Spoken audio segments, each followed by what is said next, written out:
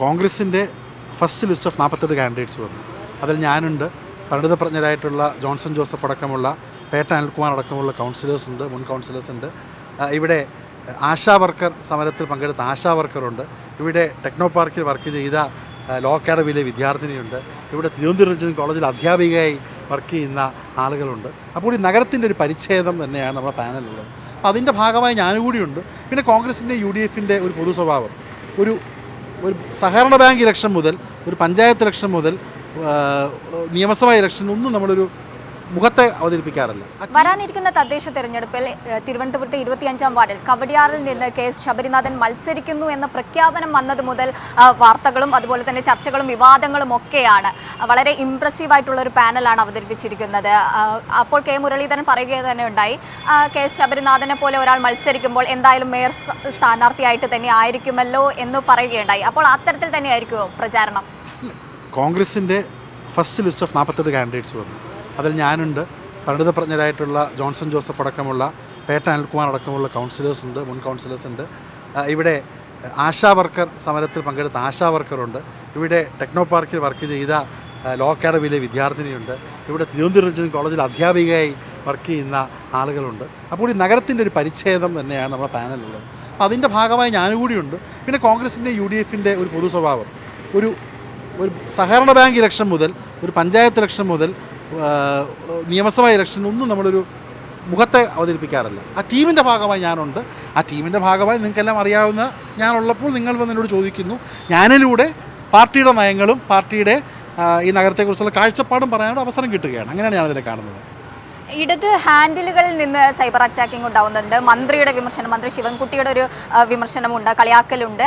അതിനെയൊക്കെ എങ്ങനെ കാണുന്നു? അല്ല, ഞാൻ ഈ സ്കൂളിൽ പഠിക്കുമ്പം പണ്ട് സ്കൂൾ ബസ്സിൽ പോകുമ്പം ആദ്യം കേട്ട പേര് മേയർ ശിവൻകുട്ടി എന്നുള്ളതാണ്.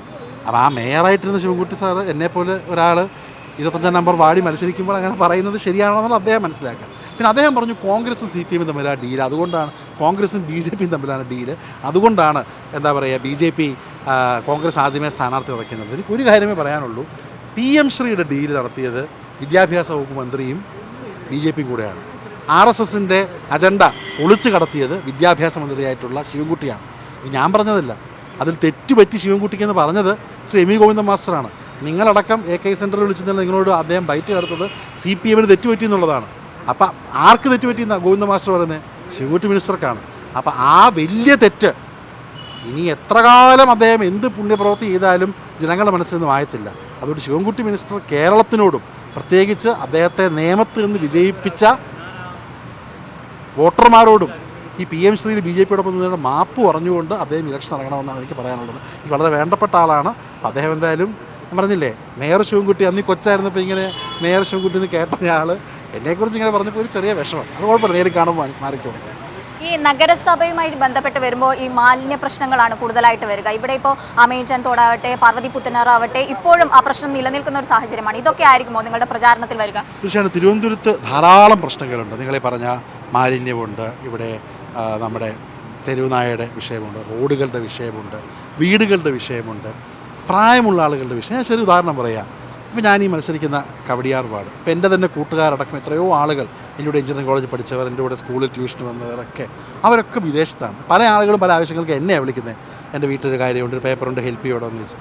അപ്പോൾ ഇന്ന് കേരളത്തിൽ പ്രായമുള്ള ആളുകൾ നേരിടുന്ന ഏറ്റവും വലിയ പ്രശ്നം തിരുവനന്തപുരത്തൊക്കെ അവർക്കൊരു അഭയമില്ല. എൻ്റെ വീട്ടുപേര് അഭയം എന്നുള്ളത് എല്ലാവർക്കും അറിയാവുന്നത്. കവടിയാർ വാർഡിലെ പ്രായമുള്ള മക്കളില്ലാത്ത മക്കൾ വെളിയിലുള്ള ആ ആളുകൾക്കൊരു അഭയമായിട്ട് ഞാൻ ഉണ്ടാകുമെന്നൊരു വാഗ്ദാനം നൽകുകയാണ്. അതോടൊപ്പം തിരുവനന്തപുരത്തെക്കുറിച്ച് കൂടുമ്പോൾ ഇവിടെ എല്ലാവർക്കും ജീവിക്കാൻ കഴിയുന്ന നാളെയുടെ നഗരമായി തിരുവനന്തപുരത്തെ മാറ്റുവാനുള്ള പദ്ധതികളുമായി UDF മുന്നോട്ട് വരും. അത് കൃത്യമായിട്ട് മാനിഫെസ്റ്റോയിലൂടെയൊക്കെ ലീഡർഷിപ്പ് പറഞ്ഞോളൂ, ഞാൻ പറയേണ്ടതല്ല.